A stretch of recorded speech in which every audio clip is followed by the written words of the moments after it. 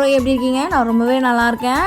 இன்றைக்கி வந்து சண்டே தான். சண்டே வந்து ஷாப் போகுமா லீவ் போட்டாச்சு. அங்கே போனாலும் ஒன்றும் இல்லை, போர் தான் அடிக்குங்க அப்படின்றதுனால இன்றைக்கி சண்டே வாச்சும் வீட்டில் இருந்து எதனா ட்ரை பண்ணலாம், இன்றைக்கி எதனா ஒரு வீடியோ எடுத்து போடணும் அப்படின்னு சொல்லிட்டு நான் இன்றைக்கி வந்து லீவ் போட்டு வீட்டில் இருந்தேன். சண்டே வந்து எனக்கு இன்றைக்கி வந்து லேட்டாக தான் ஸ்டார்ட் ஆச்சு. ஒரு 8 மணி இருக்கும். 8 மணிக்கு தான் எனக்கு ஸ்டார்ட்டே ஆச்சு. இன்னும் பார்த்திங்கன்னா ஆஃப்டர்நூனே வந்துடுச்சு. ஆனால் நான் இன்னும் சாப்பிட கூட இல்லை.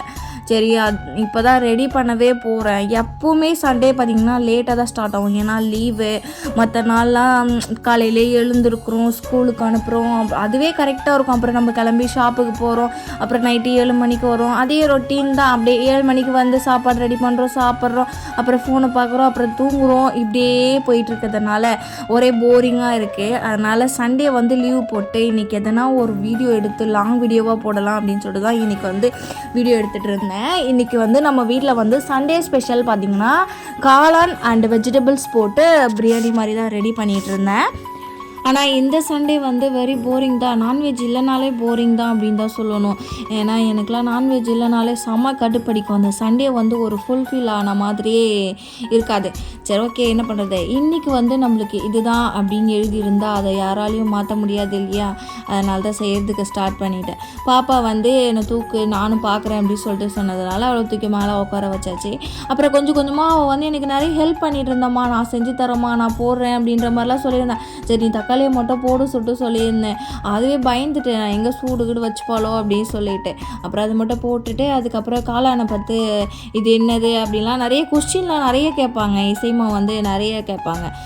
பார்க்க தான் சைலண்ட்டாக இருப்பாங்க, ஆனால் பேச ஆரம்பித்தாங்கன்னா பேசினே இருப்பாங்க. சண்டே வந்து எனக்கு எப்பவுமே போரிங்காக தான் போவோம். வீட்டில் இருந்தால் கடுப்படிக்கும். அங்கே கடைக்கு போனாலும் அந்த மாதிரி தான். சண்டே வந்து யாரும் வெளியில் வரமாட்டாங்களா என்னன்னு தெரில. சண்டேவும் கஸ்டமர் யாருமே வரமாட்டாங்க.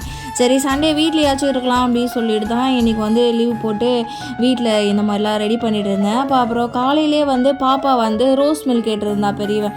சரி, ரோஸ் மில்க் ரெடி பண்ணி தரலாம்னு சொல்லிட்டு ஐஸ்கிரீம்லாம் வாங்கிட்டு வந்து அப்புறம் பால் வாங்கிட்டு வந்து நல்லா காலையிலே வந்து காய்ச்சி வச்சுக்கிட்டேன். பாலை வந்து காய்ச்சி வச்சுட்டு ஃப்ரிட்ஜில் தூக்கி ஃப்ரீசரில் போட்டுட்டேன். அப்புறம் ஐஸ்கிரீம் வந்து நான் தான் போடுவேன் அப்படின்னு சொன்னதுனால அவளுக்கு லைட்டாக டேஸ்ட் பண்ணுறதுக்காக கொடுத்துருந்தேன். சாப்பிட்டுட்டு அப்புறம் ஐஸ்கிரீம்லாம் அவளே எடுத்து போட்டு ஐயோ குடுடின்னு சொன்னால் கூட அவள் கேட்கவே மாட்றா. நான் தான் போடுவேன்னு சொல்லிட்டு போட்டு அந்த டப்பாவோட தூக்கி அந்த ஜாடி உள்ளே போட்டுட்டா. அப்புறம் அதை எடுத்து ரொம்ப கடுப்பாயிடுச்சிங்க. ரொம்ப எங்கள் இசைமா தான் என்னை ரொம்ப வந்து டார்ச்சர் பண்ணிக்கிட்டே இருப்பாள். அதுக்கப்புறம் ஒரு வழியாக அந்த ரோஸ் மில்கை வந்து ரெடி பண்ணியாச்சு. ரெடி பண்ணிவிட்டு அப்புறம் டேஸ்ட் பண்ணுறதுக்கு ஃபஸ்ட்டு வந்து இசைமா தான் டேஸ்ட் பண்ணாங்க. சக்கரைலாம் இருக்கா அப்படின்னு சொல்லிட்டு எல்லாமே இருக்குது, சூப்பராக இருக்குன்னு சொல்லிட்டு கமெண்ட்ஸ் வந்துடுச்சு. அப்புறம் நான் குடித்தேன். அப்புறம் பெரியவ வந்திருந்தா, அவளும் குடிச்சிருந்தா. அன்னைக்கு செஞ்ச மாதிரியே இன்றைக்கும் டேஸ்ட் வந்து நல்லா தான் இருந்துச்சு, ரோஸ் மில்கோட டேஸ்ட்டு. அப்புறம் ஐஸ் கொஞ்சம் கம்மியாக இருந்ததுனால மறுபடியும் ஒரு கப் ஐஸ் எடுத்துகிட்டு வந்து அதில் ஆட் பண்ணி மறுபடியும் ஒரு ஓட்டி இருந்தேன் மிக்சியில். சரி, ஓகே, அப்புறம் ஒரு வழியாக எல்லாமே முடிச்சுட்டு குடிச்சாச்சு. இன்றைக்கி வந்து சண்டே வந்து இப்படி தான் எனக்கு வந்து போயிட்டு இருந்துச்சு. அப்புறம் சாப்பாடு வந்து ரெடி பண்ணிவிட்டு அப்புறம் துணிலாம் இருந்துச்சு மடித்து வைக்கணும் அப்படின்னு சொல்லிட்டு அந்த துணியெலாம் எடுத்து மடித்து வைக்கிறதுக்கு வந்து போயிட்டோம். பாப்பாங்க வந்து எனக்கு நிறையவே ஹெல்ப் பண்ணுவாங்க. ஆனால் சொன்னால் தான் செய்வாங்க, சொல்லலாம் செய்ய மாட்டாங்க. ஸ்கூல்லேருந்து வந்த உடனே வீட்டெல்லாம் பெருக்கிட்டு அப்புறம் அவளோட கப்பு எல்லாமே வந்து கழுவி அவளே கவுத்து வச்சுருவா, லஞ்ச் கப் எல்லாமே.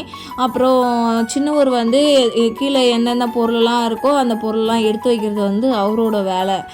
அந்த மாதிரி கொஞ்சம் ஹெல்ப் பண்ணுவாங்க. அப்புறம் துணிலாம் மடிக்காமல் இருந்துச்சுனாலும் துணிலாம் வந்து மடித்து வைப்பாங்க. அந்த மாதிரி தான் இன்றைக்கும் வந்து ஹெல்ப் பண்ணிகிட்டு இருந்தாங்க. அப்புறம் துணியெல்லாம் கொஞ்சம் மடித்து வச்சுட்டு அப்புறம் பெட்டை வந்து நல்லா அந்த பெட்ஷீட்டை போட்டு நல்லா கொஞ்சம் க்ளீன் பண்ணிவிட்டு அரேஞ்ச் பண்ணியாச்சு. அரேஞ்ச் பண்ணால் அந்த இசை மட்டும் அடங்கலை. சும்மா ஏறி குதிச்சிக்கிட்டு அப்படி ஆடிக்கின்னு இப்படி ஆடிக்கின்னு ஒரு அரேஞ்ச் பண்ணுறாங்களே, அவளை மட்டும் மெயின்டைன் பண்ணவே முடியாது. அப்புறம் வெஜிடபிள் ரெடி ஆச்சு. சாப்பிட்டு முடிச்சதோ கொஞ்சம் நேரம் வந்து 8 கொட்டை தான் விளையாடிட்டு இருந்தோம். பசங்க கூட தான் விளையாடிட்டு இருந்தாளுங்க அவளுங்க. சரி வாங்கடி நம்ம விளையாடலாம் சொல்லிட்டு கூப்பிட்டதுனால அப்புறம் நாங்கள் 3 பேரும் கொஞ்சம் நேரம் விளையாடிட்டு அப்புறம் ஃபஸ்ட்டு ஆட்டம் வந்து பாப்பா ஜெயிச்சிருந்தா. அப்புறம் செகண்ட் ஆட்டம் நான் ஜெயித்தேன். அப்புறம் 3வது ஆட்டம் நானும் ஜெயித்தேன். அப்புறம் கடுப்பாயிட்டு அவளே கிளம்பி கீழே இறங்கி ஓடிட்டான். அப்புறம் ஈவினிங் போல் பார்த்திங்கன்னா வேர்க்கடலை வந்து அவிச்சிருந்தேன். வேர்க்கடலை பச்சை மல்லாட்டை வந்து மாமியார் கொடுத்துருந்தாங்க. அது பச்சை மல்லாட்டை வந்து பசங்க வந்து சாப்பிட மாட்டாங்க. அதனால் பச்சை மல்லாட்டையை வந்து குக்கரில் போட்டு உப்பு போட்டு அவிச்சிட்டு மாடிக்கு வந்தாச்சு. மாடியில் வந்து நல்லா ஈவினிங் போல் நல்லா சில்லுன்னு நல்லா காற்றுலாம் வீசிட்டு நல்லா இருந்துச்சு கிளைமேட்டு. அப்படியே உட்காந்து நானும் இசைமாவும் மல்லாட்டை உரித்து சாப்பிட்டுட்டு இருந்தோம். எங்கள் ஊர் சைடு வந்து நாங்கள் மல்லாட்டை தான் சொல்லுவோம், வேர்க்கடலையும் சொல்லுவோம். உங்கள் ஊர் சைடெலாம் நீங்கள் என்ன சொல்லுவீங்க அப்படின்னு சொல்லிட்டு கமெண்ட் பண்ணுங்கள். இந்த வீடியோ வந்து எப்படி இருக்குது அப்படின்னு சொல்லிட்டு மறக்காமல் வந்து கமெண்ட் பண்ணிங்க. பிடிச்சிருந்தா லைக் பண்ணிக்கோங்க. ரொம்ப நேரம் வந்து இந்த சாரீலாம் நல்லா கட்டிட்டுலாம் இருக்க முடியாது. எனக்கு சாரீ கட்டிட்டு நடக்கவும் தெரியாது. அதுவும் இந்த வெயிலுக்கு சுத்தமாக செட் ஆகாது. அதான் ட்ரெஸ் சேஞ்ச் பண்ணிட்டேன். இந்த வீடியோ பிடிச்சிருந்தா மறக்காமல் சப்ஸ்கிரைப் பண்ணிக்கோங்க. பாய்.